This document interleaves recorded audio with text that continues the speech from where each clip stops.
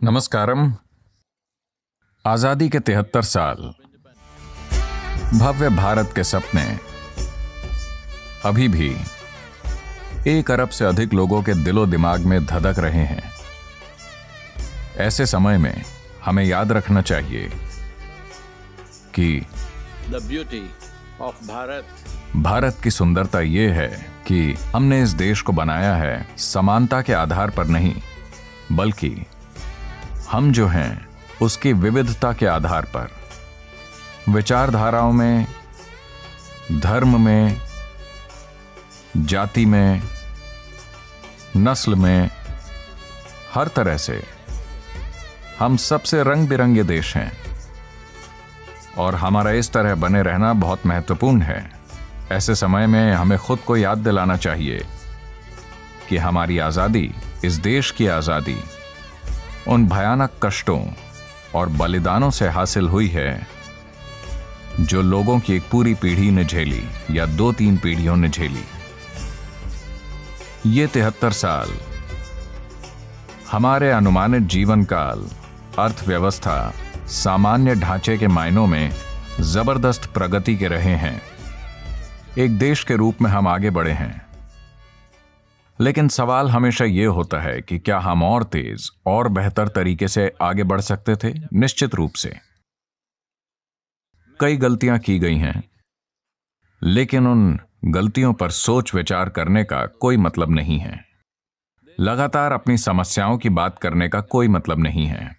समय आ गया है कि आप जिस भी विचारधारा पर विश्वास करते हैं, कृपया देखें कि कैसे आपकी विचारधारा या जीवन को देखने का आपका तरीका इस देश की कई समस्याओं के लिए एक समाधान हो सकता है। कैसे आपके विश्वास इस देश के लिए एक समाधान हो सकते हैं। कैसे आपकी संस्कृति इस देश के लिए समाधान हो सकती है। Let your faith be a personal pursuit within yourself.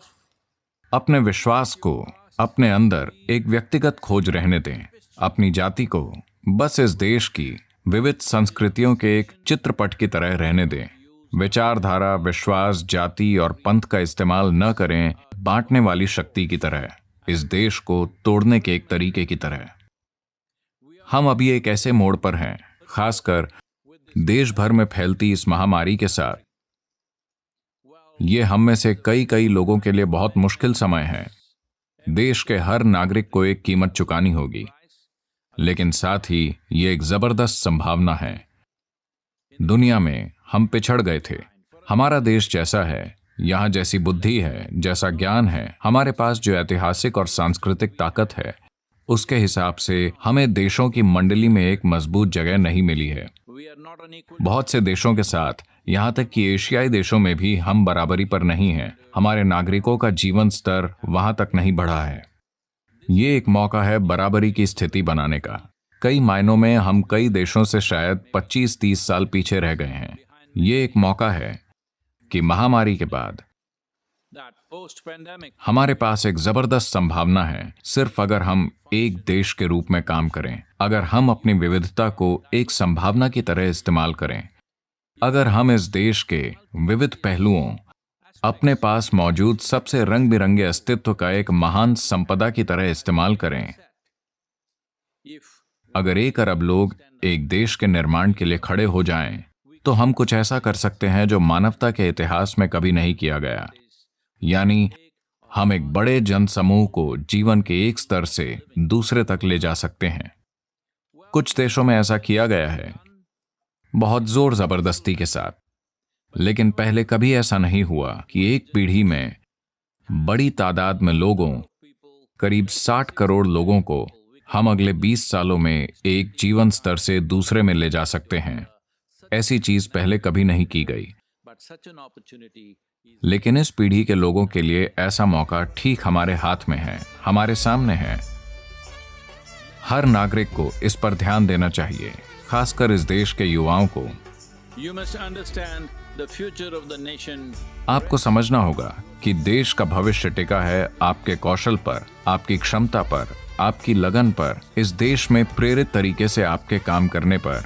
हम अपनी भिन्नताओं पर बहस ना करें, हम अपनी भिन्नताओं का उत्सव मनाएं और 1 अरब से अधिक लोगों के सपने को एक जीती जागती हकीकत बनाएं।